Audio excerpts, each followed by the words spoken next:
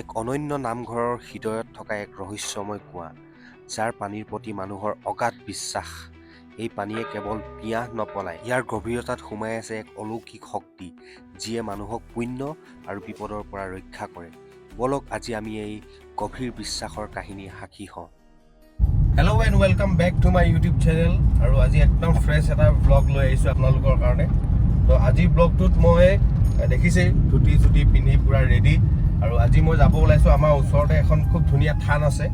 ডিব্ৰুগড় জিলাৰ ৰহমৰীয়াৰ এক ঐতিহাসিক আৰু আধ্যাত্মিক স্থান হৈছে আমাৰ কুন্দাআটা থান। চাবুৱাৰ হাতীয়ালি বাইপাছৰ পৰা প্ৰায় 10 কিলোমিটাৰ ভিতৰত অৱস্থিত এই থানখন বহু যুগৰ পৰা ভক্তপ্ৰাণ ৰাইজৰ মনোকামনাৰ এক বিশ্বাসস্থলী ৰূপে পৰিগণিত হৈ আহিছে। যিহেতু প্ৰতিদিনাই এই থানখনত অগণন ভক্তৰ সমাগম হয়, গতিকে ৰাতিপুৱা খুব সোনকালে আহি মই এই থানখনত উপস্থিত হলোহি। কাৰণ এই থানত ৰাতিপুৱা প্ৰথম বন্তি জ্বলাবলৈ পোৱাটো ভক্তৰ বাবে পৰম সৌভাগ্য। থানখনৰ মূল চৌহদত প্ৰৱেশ কৰাৰ লগে লগে আপুনি দেখিবলৈ পাব এক দীঘলীয়া বাটচৰা। ইয়াৰ আধ্যাত্মিক পৰিৱেশটো অটুট ৰাখিবলৈ ভক্তসকলে নিজৰ জোতা চেণ্ডেলসমূহ ইয়াতে খুলি থৈ ভিতৰৰ মূল অংশলৈ আগবাঢ়িব লাগে। ভ্ৰমণকাৰী আৰু ভক্তসকলৰ সুবিধাৰ বাবে ইয়াত সুন্দৰকৈ নিৰ্মাণ কৰা হৈছে জিৰণি চৰা, য'ত ভক্তসকলে কিছু সময় জিৰণি লৈ আধ্যাত্মিক প্ৰশান্তি লাভ কৰিব পাৰে।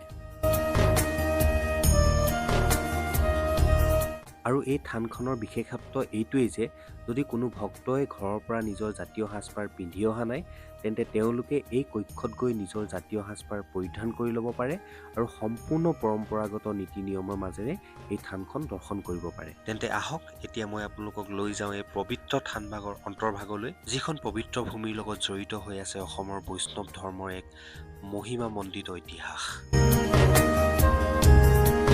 আৰু এইখনেই হৈছে মায়ামৰা বগৈতলীয়া সত্ৰ, যাৰ আধ্যাত্মিক সুবাসে আজিও ভক্তৰ মন প্ৰাণ জোৰ পেলায়।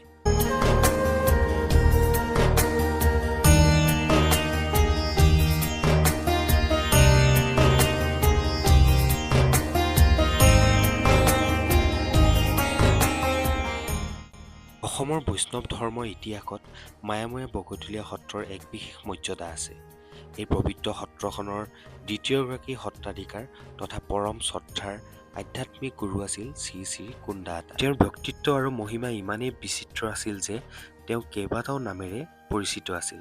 তেওঁ কোনোবাই লাইমন, কোনোবাই ৰামানন্দ আৰু কোনোবাই পৰ্বতীয়া বুলি সম্বোধন কৰিছিল যদিও শেষত তেওঁ কুন্দাআটা নামেৰে ভক্তসকলৰ মাজত অধিক জনপ্ৰিয় হৈ পৰে। যদি আমি তেওঁৰ বংশৰ গৌৰৱৰ কথা ক'বলৈ যাওঁ, তেন্তে ক'ব লাগিব যে তেওঁ আছিল যোৰহাটৰ বিখ্যাত খুটিয়াপোতা সত্ৰৰ প্ৰতিষ্ঠাতা মহাপুৰুষ শ্ৰী শ্ৰী অনিৰুদ্ধদেৱৰ সুযোগ্য পৰিণাতি। অনিৰুদ্ধদেৱৰ উত্তৰাধিকাৰী আছিল অষ্টভুজদেৱ আৰু তেওঁৰ পুত্ৰ আছিল সপ্তভুজ, যাক আমি সকলোৱে গাগিনী ডেকা গোসাঁই বুলি জানো। আৰু এই গাগিনী ডেকা গোসাঁইৰ সুযোগ্য সন্তান আছিল আমাৰ পৰম শ্ৰদ্ধেয় কুন্দাআটা।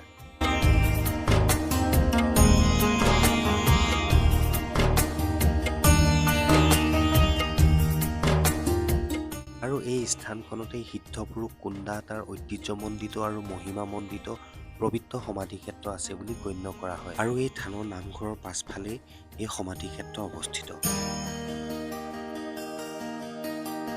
প্ৰকৃতিৰ বুকুত বিৰাজমান এই পবিত্ৰ সমাধিক্ষেত্ৰখন আজিও ঘন গছ গছনিৰে পৰিপূৰ্ণ আৰু নিৰিবিলি।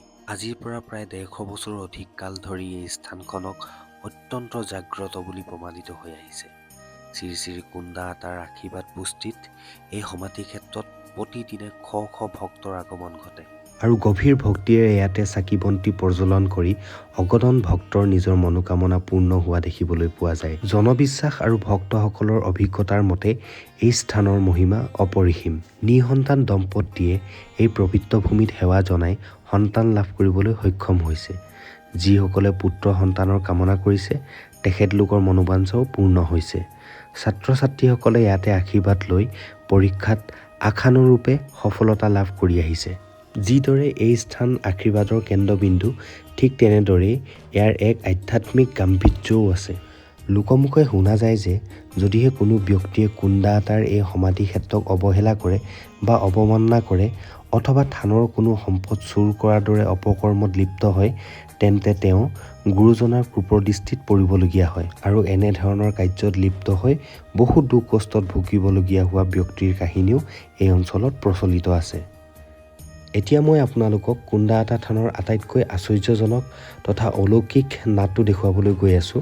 এয়া কোনো সাধাৰণ নাদ নহয়, এয়া হৈছে পবিত্ৰ ঔষধ নাদ। বিশ্বাস কৰক, শ্ৰী শ্ৰী কুন্দা আতাৰ আশীৰ্বাদ পুষ্টি এই নাদটোত এক অপাৰ আধ্যাত্মিক আৰু অলৌকিক শক্তিৰে সমৃদ্ধ। লোকবিশ্বাস আৰু হাজাৰ হাজাৰ ভক্তৰ অভিজ্ঞতা অনুসৰি এই নাদৰ পৰা মাত্ৰ এচুলু পানী যিয়ে সেৱন কৰে তেওঁ যিকোনো জটিল ৰোগৰ পৰা মুক্তি লাভ কৰে। আৰু এই পবিত্ৰ নাদৰ পানীৰ মহিমা এক বিশেষত্ব হ'ল যে ইয়াত যিকোনো জাত কুল বা বৰ্ণৰ ভেদাভেদ নাই। যিকোনো ধৰ্ম বা সম্প্ৰদায়ৰ লোকে ইয়াৰ পানী সেৱন কৰি নিজৰ আয়ুস আৰু সুস্বাস্থ্যৰ বাবে আশীৰ্বাদ ল'ব পাৰে। বিগত শ শ বছৰ ধৰি এই পানীৰ অলৌকিক গুণাগুণ প্ৰমাণিত হৈ আহিছে। গতিকে বন্ধুসকল, আপুনি যদি এতিয়ালৈকে ডিব্ৰুগড় জিলাৰ ৰহমৰীয়াৰ এই ঐতিহাসিক তথা মহামণ্ডিত কুন্দা আতা থানলৈ অহা নাই তেন্তে জীৱনত এবাৰ হ'লেও আধ্যাত্মিক শান্তি বিচাৰি নিশ্চয় আহিব। আশা কৰিছোঁ মোৰ এই কুন্দা আতা থানৰ যাত্ৰাটো আপোনালোকৰ ভাল লাগিল। কুন্দা আতাৰ আশীৰ্বাদে সকলোকে মংগল কৰক। ভিডিঅ'টো সম্পূৰ্ণকৈ চোৱাৰ বাবে আপোনালোকক অশেষ ধন্যবাদ। জয় গুৰু কুন্দা আতা, জয় গুৰু শংকৰ।